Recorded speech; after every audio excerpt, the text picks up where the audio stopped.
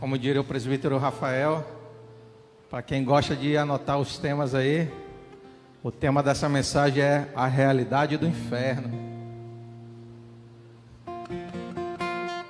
E eu confesso aos irmãos que eu fiquei meio que temoroso quando o Senhor me deu essa mensagem. Eu cheguei aqui na igreja e ao meu olhar humano eu fico pensando, Senhor, mas acho que essa mensagem não se enquadra a ninguém.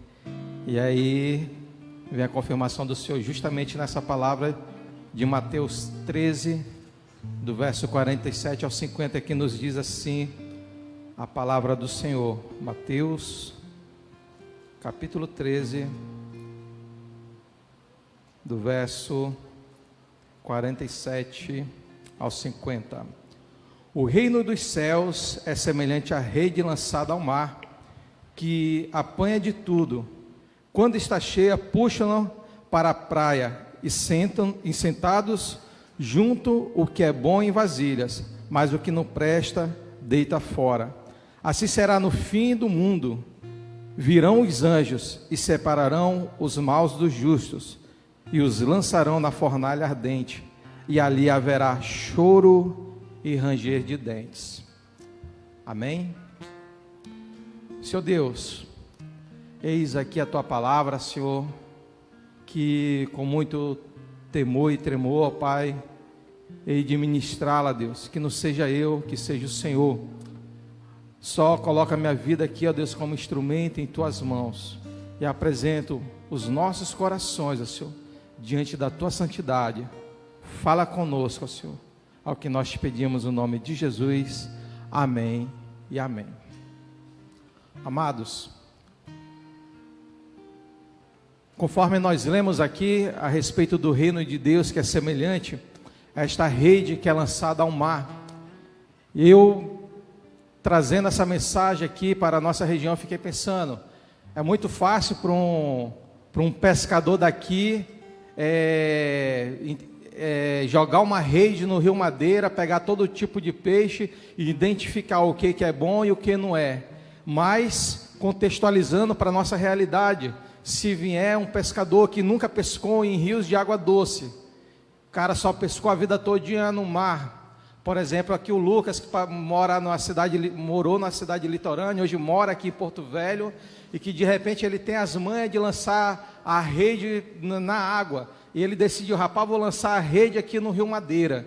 E ele lançando a rede no Rio Madeira, ele vai pegar pacu, vai pegar piau, vai pegar pintada, vai pegar candiru, e quem é daqui sabe que de todos esses peixes citados, que um deles não serve para se alimentar, não serve para se comer. E quando eu fiquei na dúvida de ministrar essa mensagem ou não, tentando buscar uma outra mensagem para trazer para a igreja, quando me ajoelhei ali para orar, o Senhor me confirmando nessa palavra, é essa mensagem. Por quê, Senhor? Porque quando nós sabemos da realidade do inferno, irmãos, essa palavra, ela serve tanto para os fiéis, como para os infiéis. Porque se temos medo de ir para o inferno, sendo fiel ou infiel ao Senhor, pecamos menos. Quando o infiel, ele sabe da realidade do inferno e como realmente será o inferno, ele tenta pecar menos. E nós que somos fiéis ao Senhor, muitas das vezes o medo de ir para o inferno nos faz com que pensemos 2, 3, 4 vezes antes de pecar. E meditando sobre essa palavra, eu pude entender que é como, por exemplo, você estar na frente de um quadro, olhando para um quadro de um leão pintado. E quando você olha para esse quadro, você percebe que aquele leão é um leão feroz, mas que ele não pode te causar medo algum, porque ele simplesmente é uma pintura. Então você está diante de um quadro pintado de um leão, você sabe que aquele é o predador top, e que com certeza, se você estivesse diante dele, você seria uma das refeições principais dele, mas você não tem medo nenhum, porque simplesmente é uma pintura. Mas agora eu quero convidar você a imaginar, você está numa selva e de repente você agora está de frente com um leão. Com certeza você irá ficar temoroso, com certeza você irá buscar fugir, tentará lutar pela sua vida. Interessante que falando sobre isso, irmãos, temos alguns dos nossos irmãos mártires que passaram por situações assim na arena em Roma, em Coliseu, quando as pessoas por professar a sua fé em Cristo, elas tinham suas vidas ceifadas ali por um leão que vinha, estraçalhava e se alimentava de um cristão. E diante dessa mesma situação, irmãos, que você olha para um leão pintado e você não sente medo dele nenhum, muitas das vezes na nossa caminhada cristã, temos uma pintura do inferno na nossa cabeça, que é um lugar que arde com fogo, enxofre, e é um fogo que não se apaga. Mas muitas das vezes nós vamos andando na nossa caminhada cristã e às vezes esmurecemos na fé. E algumas das vezes até andamos por caminhos errôneos. Dizemos que somos crentes, dizemos que somos cristãos, que servimos ao Senhor.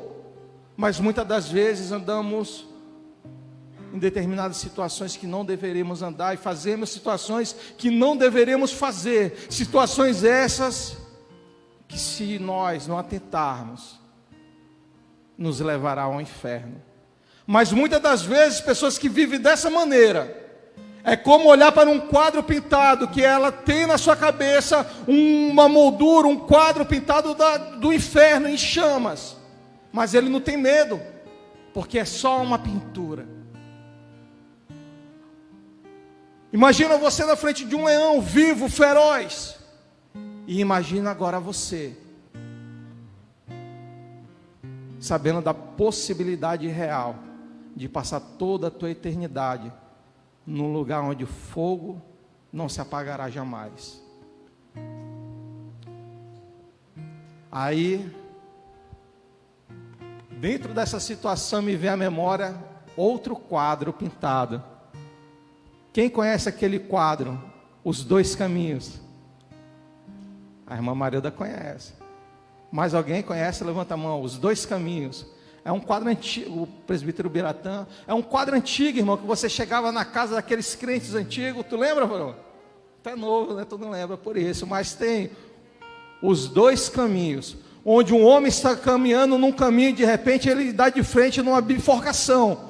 E um caminho leva para a perdição, é o caminho do inferno. E o caminho começa legal, irmão, é balada, é festa, é tudo que agrada aos olhos dos homens, mas o final dele levará para o lugar de fogo que não se apaga. E existe um outro caminho, que é um caminho apertado, é um caminho que tem pedras pelo caminho, que existe espinhos, um caminho difícil de se caminhar, mas que o caminho dele é um caminho de salvação.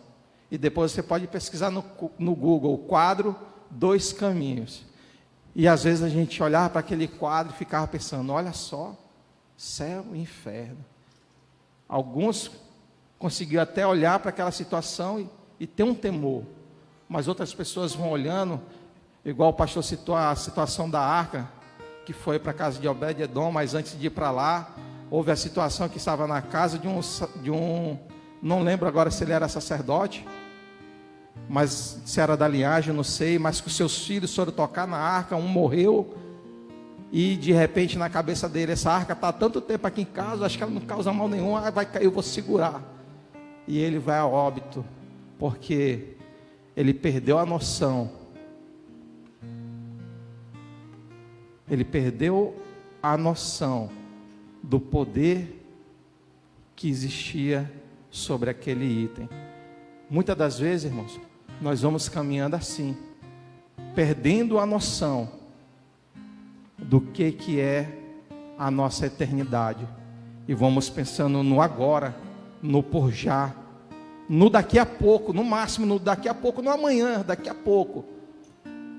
Mas quando se fala de eternidade, Muitas das vezes a gente pensa que vamos viver muito tempo, que está cedo demais para decidir qual caminho nós devemos trilhar. Eu tenho certeza que todos aqui têm buscado caminhar o caminho da salvação. Mas, voltando para a passagem que nós lemos aqui, de Mateus 13, a partir do verso 47. O reino dos céus é semelhante a essa rede que é lançada ao mar. Quando a rede é puxada, vem de tudo nela. Vem peixe que presta, vem peixe que não presta, vem pau, vem coisa velha. E aí o pescador vai separando o que é bom, vai colocando na vasilha o que não presta, depois ele lança ali no fogo. Assim é o reino de Deus, que vai chegar um dia em que os anjos separarão os bons dos maus, dos que são e os que não são. E muitas das vezes para a gente, quando olhamos para o nosso irmão, achamos que são bons.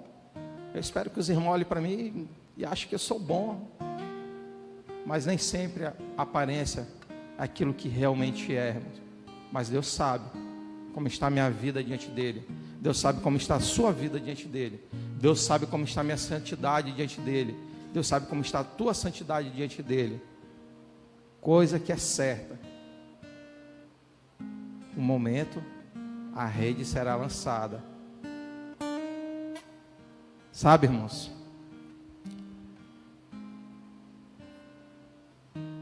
A pessoa que mais falou do inferno, pelo incrível que pareça, foi Jesus Cristo. Foi a pessoa que mais citou a respeito do inferno, foi Jesus. Quero convidar você a abrir a sua Bíblia em Mateus capítulo 10, verso 28.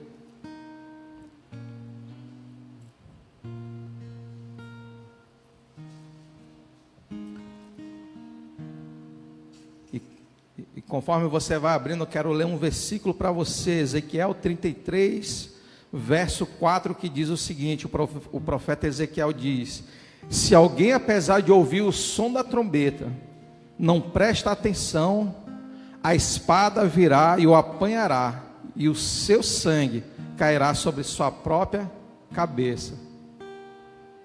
Então, atente para esta palavra, e você será um portador dela para outras pessoas. Mateus capítulo 10, verso 28 nos diz assim a palavra do Senhor: não temais os que matam o corpo, mas não podem matar a alma. Temei antes aquele que pode destruir a alma e o corpo e lançar no inferno. E inferno está em algumas versões, na minha está Guiena, e mais tarde eu vou falar sobre o Guiena. Marcos 9:47.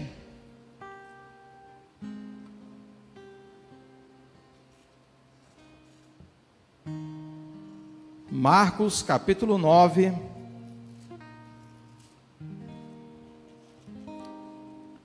verso 47 ao 48, nos diz assim a palavra do Senhor: e se teu olho te escandalizar, arranca-o. Melhor entrares com um só olho no reino de Deus, do que tendo os dois olhos e seres atirado no inferno. Ou, como está aqui na minha versão, Guiena. Mateus capítulo 25.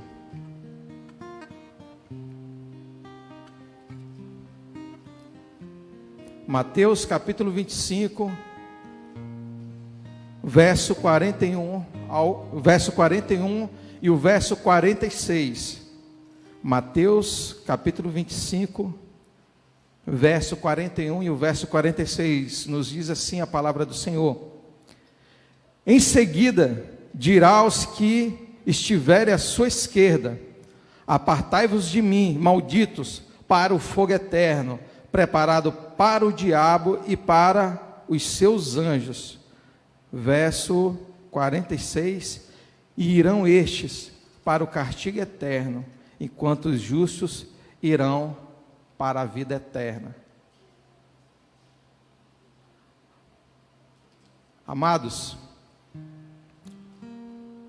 infelizmente, na maioria das nossas traduções aqui no Brasil, inferno, ele vai se referir, no original, quando fala do Guiena, do Sheol, do Hades, traduzido para a nossa linguagem simplesmente como inferno. Mas existe uma diferença entre o Hades, que é o mesmo que o Sheol. O Sheol é um lugar de tormenta, é um lugar onde os mortos estão, e é uma palavra em hebraico, e no Novo Testamento essa palavra, ela vai ser agora usada como Hades, que é o grego, que era a linguagem universal da época. Então, lugar de tormenta. Mas o que é o inferno? O inferno é o Guiena. E como nós estamos falando da realidade do inferno, eu vou falar agora sobre o Guiena. O Guiena, ele é o lugar onde na época dos reis se sacrificava as crianças. Era um precipício, era um lugar, um vale, que as pessoas tinham o costume de sacrificar as crianças ao deus Moloque. E isso era uma cultura pagã daquela época que já foi abominável aos olhos do Senhor. O Senhor abominava isso.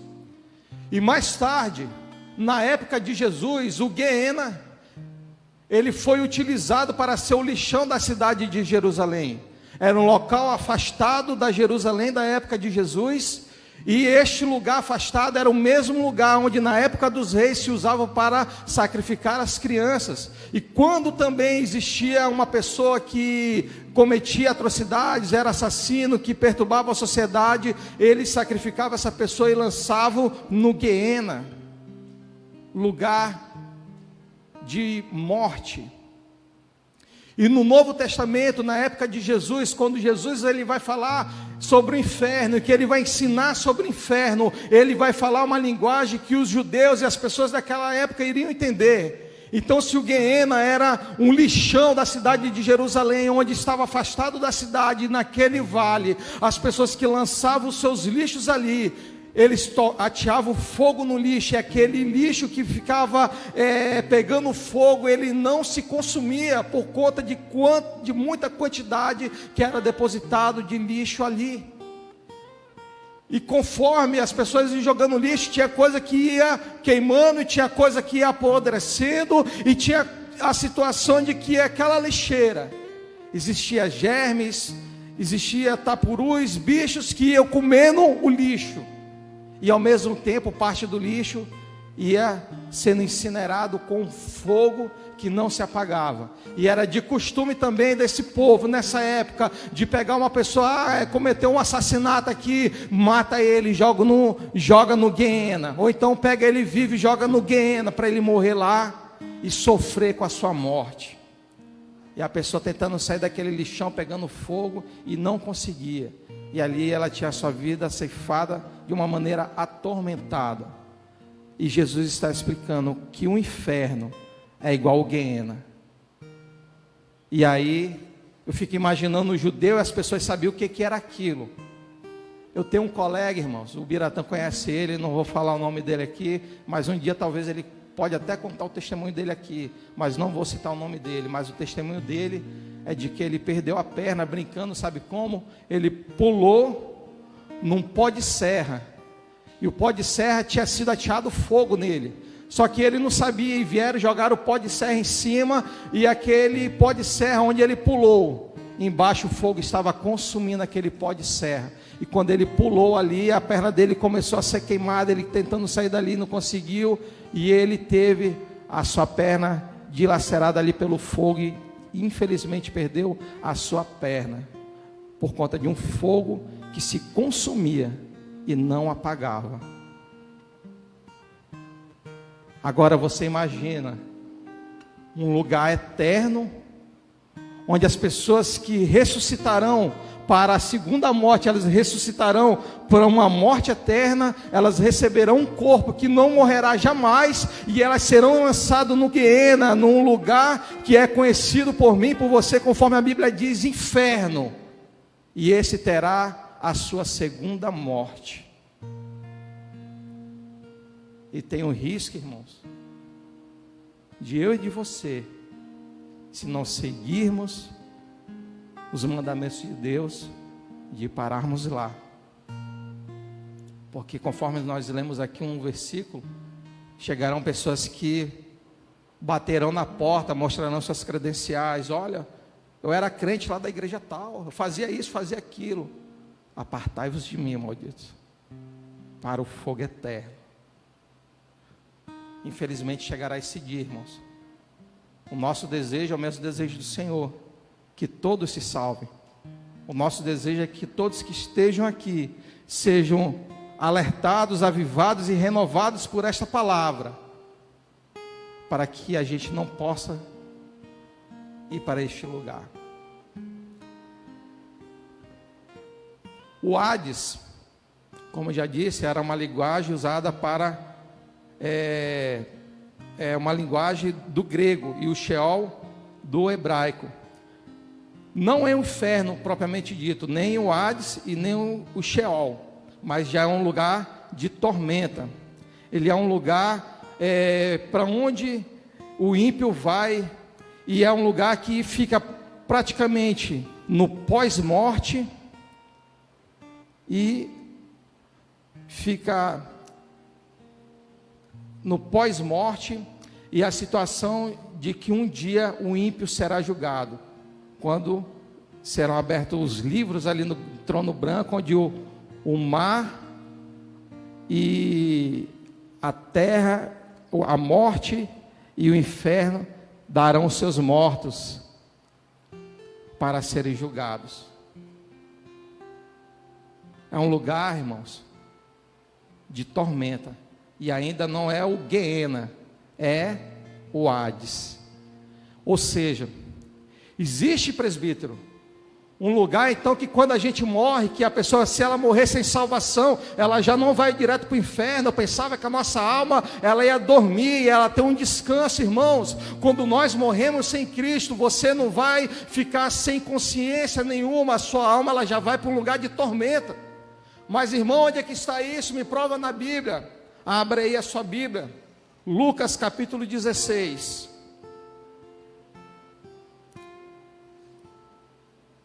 Lucas capítulo 16, verso 24.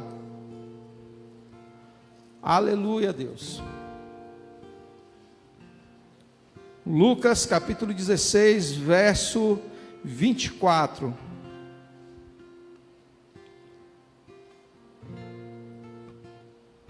Que diz assim: e então exclamou: Pai Abraão, tem piedade de mim, e me manda que Lázaro molhe a ponta do dedo, para me refrescar a língua, pois estou atormentado nesta chama.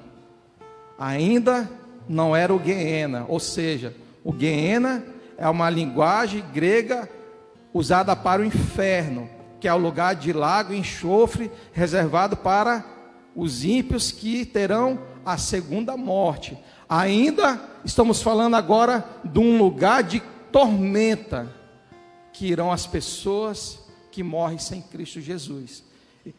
Cristo ainda não havia morrido aqui, e este homem morreu, e ele foi para um lugar de tormenta, que ainda não simbolizava a segunda morte, porque a segunda morte, irmãos, os ímpios ressuscitarão para o julgamento. Eles receberão um corpo que não vai morrer, e depois serão lançados com este corpo que não morre nunca, num lugar que o fogo não se apaga.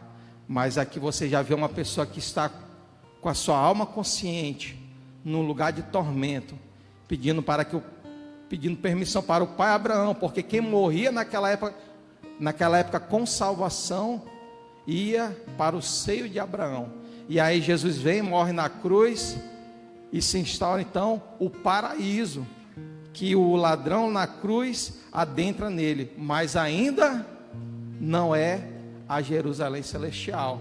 É o lugar para onde os crentes que morrem em Cristo Jesus vão antes de que aconteça o arrebatamento da igreja.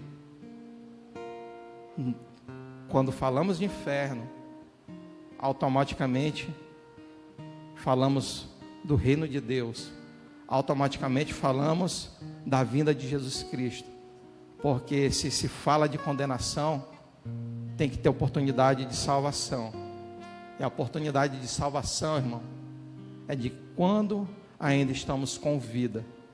Se você for ler a passagem aqui do rico e do Lázaro, no capítulo 16, a partir do verso 19, você vai perceber que o rico ele vai para um lugar de tormenta, e ele percebe que aquele lugar é um lugar que tem afligido a sua alma, e ele pede a possibilidade de que Lázaro, que está lá no seio de Abraão, que é para nós como se fosse o céu, que molhasse o seu dedo na água e colocasse na ponta da sua língua, para que se refrescasse pelo menos um pouco. Aí você percebe que este mesmo rico, ele pede a oportunidade para que ele volte à vida, simplesmente para avisar aqueles a qual ele amava, que eles se entregassem ao Senhor, que vivessem uma vida reta, digna de serem chamados de filhos de Deus, para que não adentrassem num lugar de tormenta, para que não fosse lançada a sua alma num lugar de tormento, porque ele entende que aquele lugar é ruim. Ele pede a oportunidade somente para voltar à vida e avisar os seus irmãos, os seus parentes, os seus amigos. Ele queria salvar com o seu testemunho aqueles que ele amava, mas já era tarde demais. Não lhe era permitido sair daquele lugar, e ali ele ficou, e está lá até que um dia ele seja ressuscitado, para professar que Jesus Cristo é o Senhor dos senhores, e vai ser abertos os livros, e nesses livros será aberto depois um outro livro, que é o livro da vida. E aí quando for perguntar o nome do rico, ei rico, fala aí o teu nome aí, rapaz, não está aqui não, para o inferno. E agora ele vai sair do Hades para o Guiena, e essa significa a segunda morte.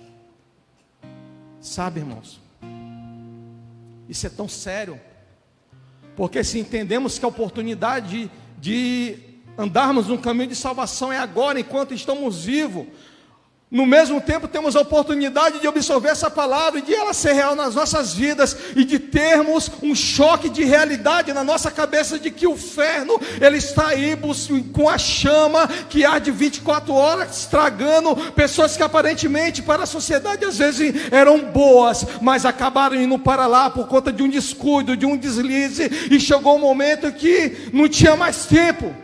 Viver a vida perdendo tempo, achando que ser crente, ser um cristão é coisa de uma pessoa antiquada.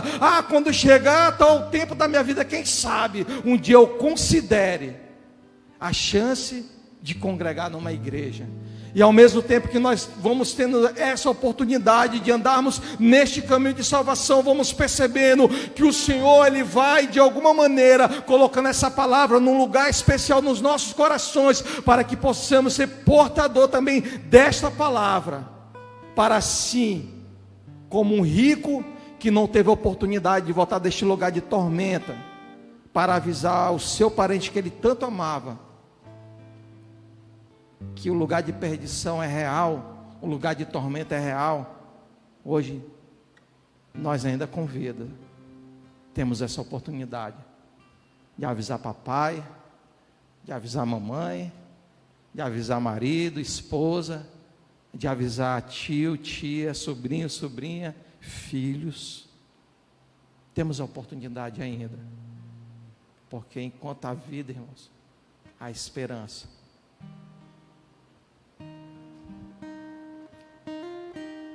Aqui a gente percebe que este homem, ele declara que ele está no lugar de tormenta. Mas, como eu já disse aqui, da mesma maneira que existe um lugar de perdição, de tormenta. Estava até explicando hoje para José, amor, isso daqui é como se fosse um carnaval fora de época, um pré-aquecimento para o carnaval que vai começar. A pessoa morre sem Cristo, ela vai para esse lugar que ainda não é inferno, mas ela já vai ser atormentada. E aí depois vem o piseirozão lá, onde vai ser lançado Satanás com os seus demônios. E neste lugar, essas pessoas, se elas não cuidarem em vida, irão para este lugar de tormenta ainda. Mas depois vem o pior. Mas da mesma maneira, irmãos, existe um lugar para aqueles que morrem em Cristo, que é o paraíso, conforme a gente já explicou aqui, que é a situação em que quando o ladrão que está ali na cruz se arrepende e fala: Senhor, lembra-te de mim quando adentrarem no teu paraíso, no teu reino. E o Senhor fala: ainda hoje estarás comigo no paraíso. E aí, irmãos, é o local para onde nós vamos quando morremos em Cristo, antes do arrebatamento da igreja. E aí depois virá o arrebatamento da igreja. E olha só como que vai funcionando a linha escatológica. Existe o arrebatamento da igreja. Quem fica vai passar pelo momento de grande tribulação, mas nós já estaremos com o Senhor na boda dos cordeiros, quem morreu em Cristo Jesus. Porque essas pessoas que morreram em Cristo Jesus, olha só o que acontece. 1 Tessalonicenses capítulo 4, abra aí, verso 16. 1 Tessalonicenses, misericórdia, irmão, está parecendo escola bíblica esse negócio de abre e fecha a Bíblia. Mas, irmão, é o que o Senhor colocou no meu coração, e eu tentei desistir de pregar essa palavra.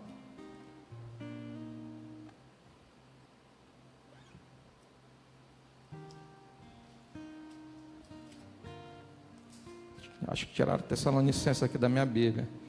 1 Tessalonicenses 4, verso 16. Nos diz assim a palavra do Senhor: quando o Senhor, ao sinal dado, a voz do arcanjo, ao som da trombeta divina, descer do céu, então os mortos em Cristo ressuscitarão primeiro. Lembra da irmã ametista que morreu em Cristo Jesus? Ela vai ressuscitar aqui, irmão.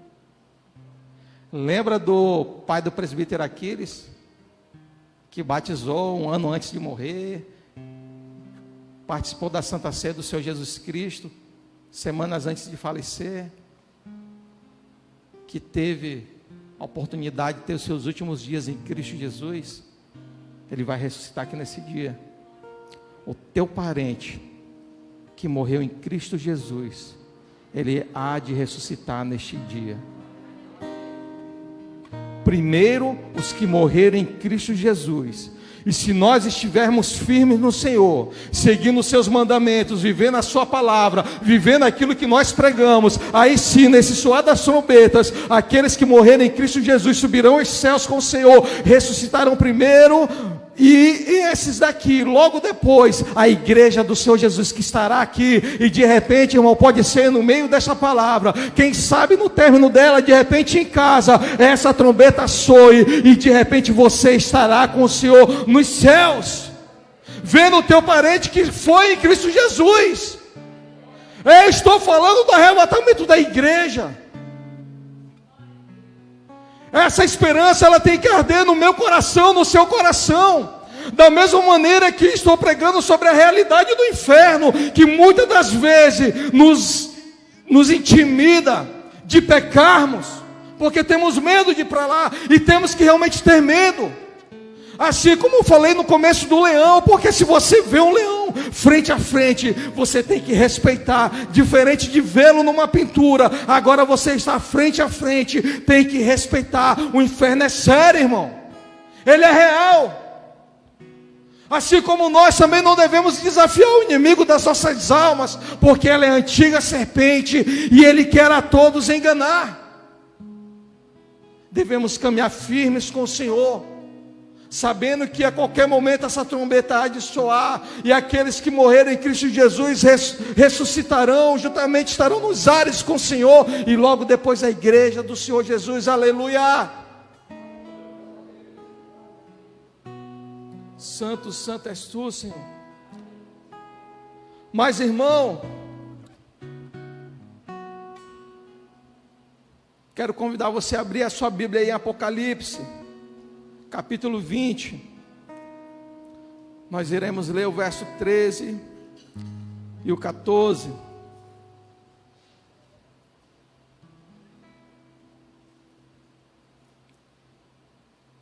Apocalipse, capítulo 20. Lembra que eu falei para você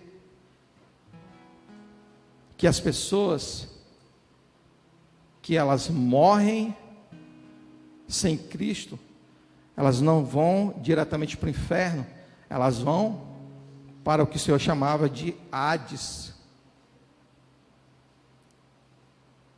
Elas vão para o Hades, o lugar de tormenta. Apocalipse capítulo 20, verso 13 e 14.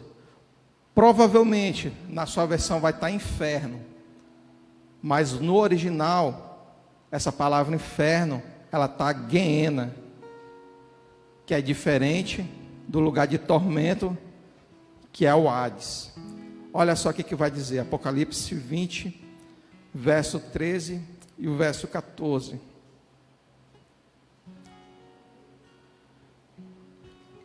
E o mar devolveu os mortos que nele jaziam. A morte e o Hades entregaram os mortos que nele estavam. Em alguma versão está Hades aí, faça o sinal aí com a mão. Na do irmão ele está. Alguma versão está inferno. Na versão do irmão está. Mas o inferno vai vir agora, irmãos. Olha só, repetindo o verso 13. E o mar devolveu os mortos que nele jaziam. A morte e o Hades, que é o lugar de tormenta, entregaram os mortos que nele estavam. Aqui está indo aquele rico lá da passagem do Lázaro. E cada um foi julgado conforme a sua conduta. Verso 14. A morte e o Hades foram lançados no lago de fogo. Agora sim, a morte e o Hades são lançados no inferno.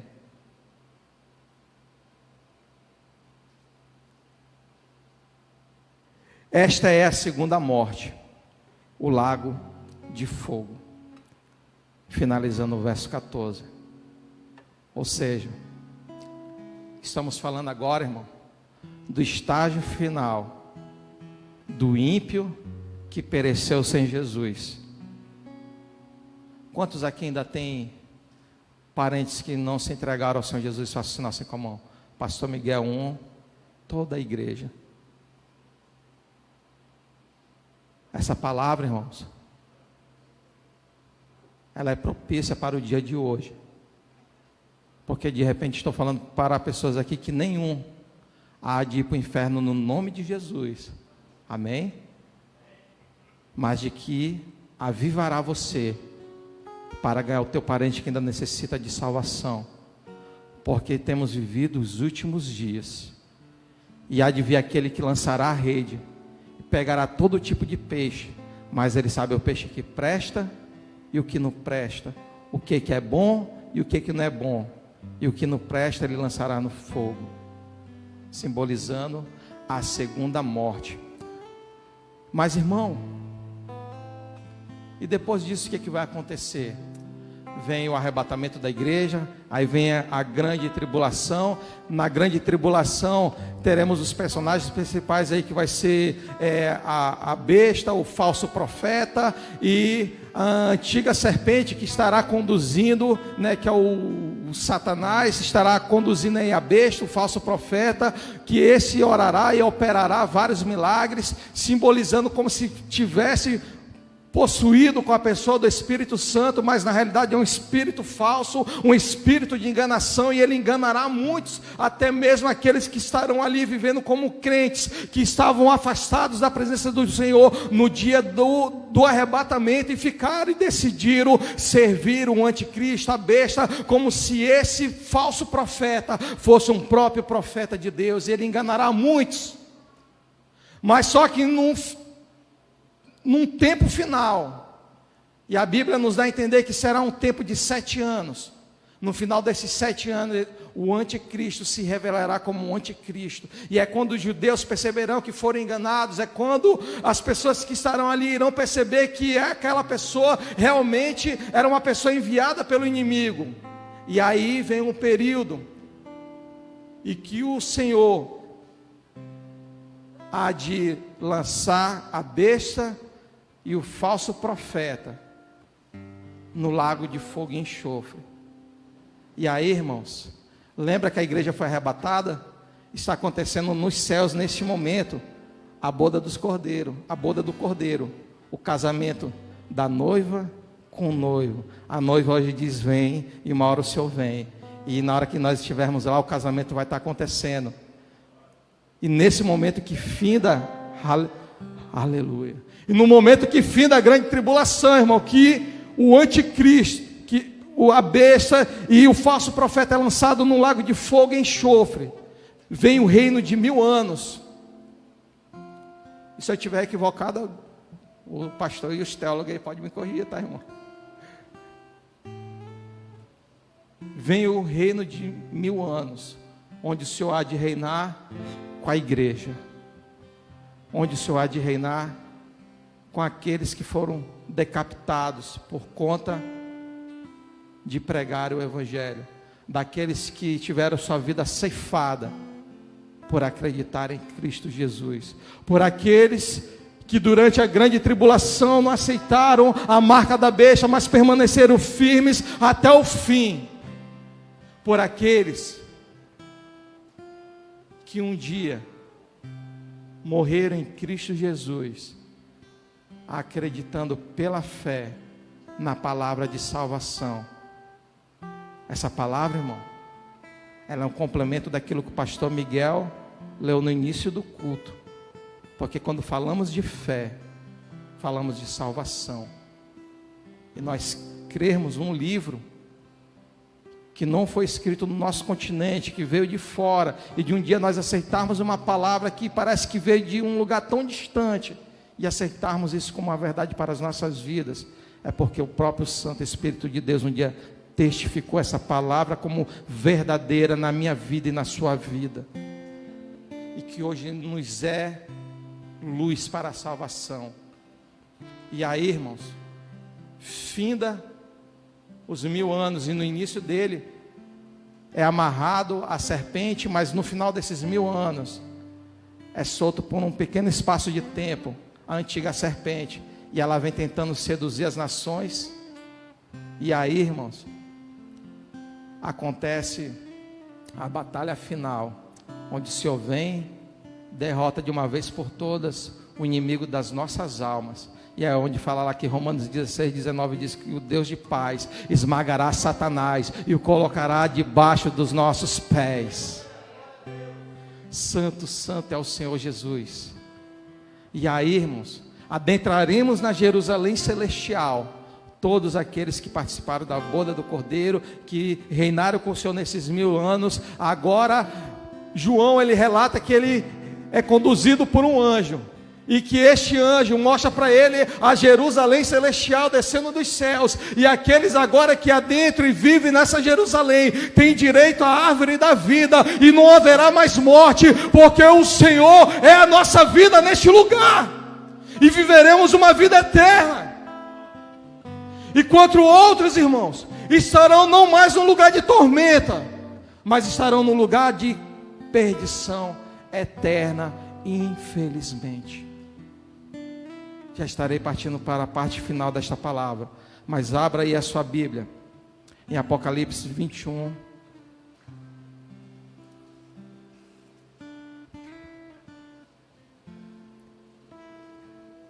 Perdão, irmãos, vamos ler aqui o verso 20. Apocalipse capítulo 20, a partir do verso 11, que vai nos dizer o seguinte. Apocalipse capítulo 20, a partir do versículo 11: Vi depois um grande trono branco, aquele que nele se assenta. O céu e a terra fugiram de sua presença, sem deixar vestígios. Vi então os mortos, grandes e pequenos, em pé diante do trono, e abriram-se livros. Também foi aberto um outro livro, o da vida. Os mortos foram então julgados, conforme a sua conduta, a partir do que estava escrito nos livros. Ou seja, existe aqui dois livros: o da vida e o das obras. Aqueles que estão com o seu nome escrito lá no livro da vida entrarão para essa Jerusalém futura, e os que não estiverem lá irão para um momento de perdição eterna. Mas, irmão, o que é que pode me tirar da Jerusalém celestial? É fácil, irmão. Vamos ler aqui Apocalipse capítulo 21, verso 8, que nos diz assim: quanto aos covardes,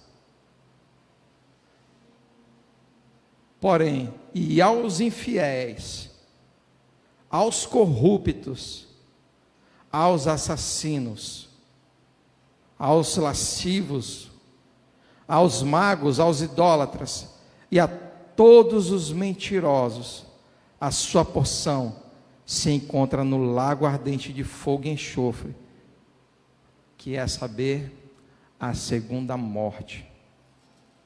Misericórdia, irmão. Será que tem outro versículo para confirmar aí essa palavra? Tem. Abre a sua Bíblia. Apocalipse 22, verso 15.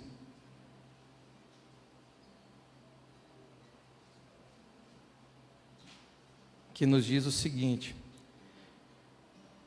ficarão de fora os cães, os feiticeiros, aqui na minha versão está os mágicos, os lascivos, os homicidas, os idólatras e todos os que amam ou praticam a mentira. Se coloque de pé.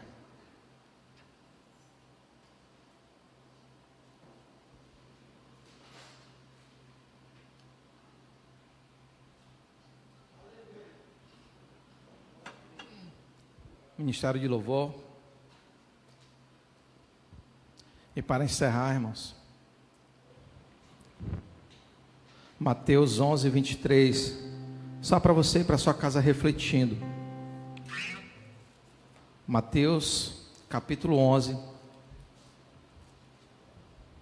verso 23.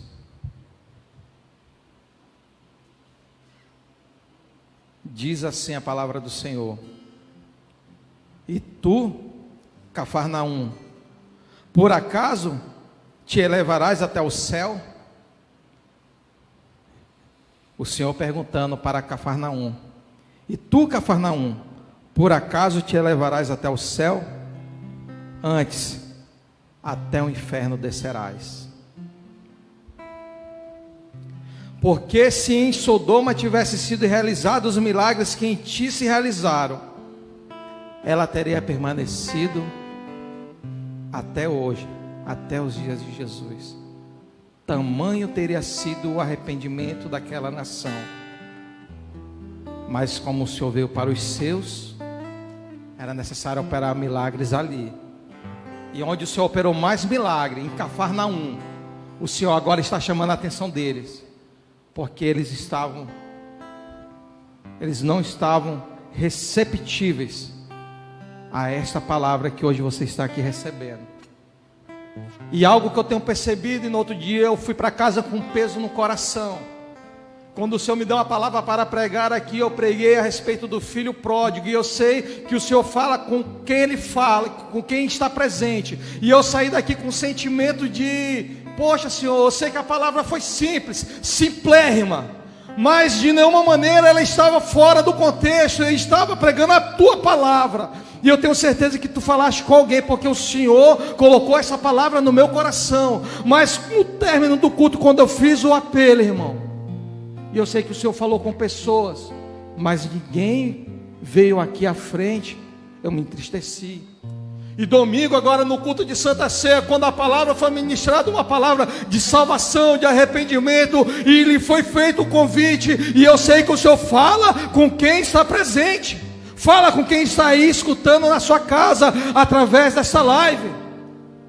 E ninguém atendeu o apelo. E hoje temos a oportunidade. Mas se essa palavra não cabe na situação de nos arrependermos de coisas erradas que temos vivido, para nos reconciliarmos com Deus, elas cabe para as nossas vidas, para alertarmos os nossos de que o inferno, ele é real, e a qualquer momento o Senhor há de vir para arrebatar a sua igreja. Quem estiver limpo, limpe-se ainda mais, e quem estiver se sujando, conforme diz Apocalipse, vai se sujar mais. Essa palavra é fiel e verdadeira. Eu não posso deixar de fazer o apelo. Se alguém aqui essa noite que deseja se reconciliar com o Senhor Jesus, faça o sinal com a sua mão. Este é o momento e esta é a hora. E se hoje não tiver ninguém, irmão, não vou sair daqui com tristeza não, porque eu sei que de alguma maneira essa palavra foi impactante para a tua vida. Ninguém? Então oremos então. Eu sei que o culto é de campanha, o culto é de vitória, mas a maior vitória é de permanecermos firmes na presença do Senhor e irmos morar nas mansões celestes. Senhor Deus, eis aqui o teu povo, ó Deus, que nessa noite recebeu a tua palavra, e que nessa noite, ó Senhor Jesus, sai daqui, ó Senhor, sabendo, ó meu Pai, da realidade, ó meu Pai, do inferno. Mas, Senhor, não é algo que traz tristeza aos nossos corações, ó Pai, é algo, ó Pai, que nos liga um alerta para sabermos, ó Senhor, que Tu és o Senhor nas nossas vidas, ó Pai. Nos alegramos, ó Pai, porque Tu amastes, ó Senhor, as nossas vidas de tal maneira, Deus, que um dia Tu enviaste o Teu único Filho, para que hoje nós tivéssemos direito de salvação, meu Pai. E hoje estamos aqui, ó Senhor, e como o culto começou com a palavra de fé, essa palavra de fé, ó Pai, a fé salvífica, ó Pai, é a fé que professamos, ó Senhor Jesus, que Tu morrestes, ó Senhor, e no terceiro dia ressuscitastes, ó Senhor, e que o Teu sangue foi derramado naquela cruz, para que tivéssemos direito, ó Senhor, de sermos sarados, para que tivéssemos direito, ó Senhor, de termos os nossos nomes escritos no livro da vida, ó Senhor Jesus, e como uma noiva, ó Senhor, que espera o seu noivo, ó Senhor, como igreja, ó Senhor, vamos cada vez mais, ó Senhor, nos limpando, nos purificando, ó Senhor, a Tua igreja está aqui, ó meu Pai, se preparando, ó meu Pai, para se encontrar com o noivo, e por isso temos dito: Maranata, Maranata, Maranata, ora vem o Senhor Jesus. Ó meu Pai, essa noite oramos aqui apresentando a nossa parentela diante do Senhor, meu Deus, e como toda a Tua igreja levantou a mão aqui essa noite, ó Senhor, falando que existe um parente, ó Senhor, que ainda não foi alcançado, ó Senhor, pelo Senhor, entregamos essa vida em Tuas mãos, ó Senhor. Vai operando um milagre, vai trabalhando no coração dele, vai mandando os Teus vasos, os Teus filhos, nos Teus instrumentos, ó Senhor, vai quebrando este coração duro de pedra, Senhor, e vai transformando, ó Senhor, trazendo, ó meu Pai, uma palavra, ó meu Pai, que ele não consiga suportar, que ele se renda diante do Senhor e professe o Senhor como o único e suficiente Salvador da sua vida, ó meu Pai. Entregamos a nossa família em Tuas mãos, ó Senhor, profetizamos a nossa casa, a nossa família, a nossa parentela é do Senhor Jesus. Viva, ó Deus, as nossas vidas, para que possamos pregar essa palavra em tempo e fora de tempo, ó Senhor, e que possamos sair daqui, ó meu Pai, sabendo que somos instrumento em Tuas mãos. Aqueles que estão em campanha na sua casa, campanha não, né? Aqui é o culto da vitória, mas você que tem um pedido especial, neste momento quero convidar você a colocar a sua mão aí no seu coração e apresentar esse pedido diante de Deus.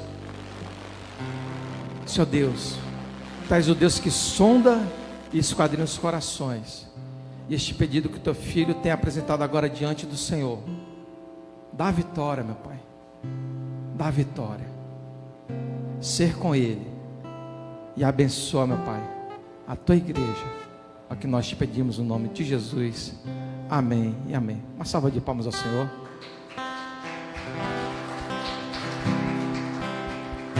além do rio azul. As ruas são de ouro e de cristais, e tudo é vida, ali tudo é paz. Morte, choro, Nunca mais tristeza e dor, nunca mais verei o grande rio da vida, claro como cristal. Verei a face do meu mestre querido,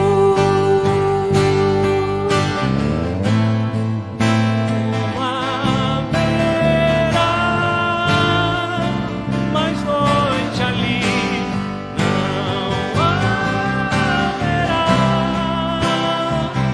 nenhum clamor. Verei os olhos de Jesus e tocarei seu corpo, enfim. As nações andarão à sua luz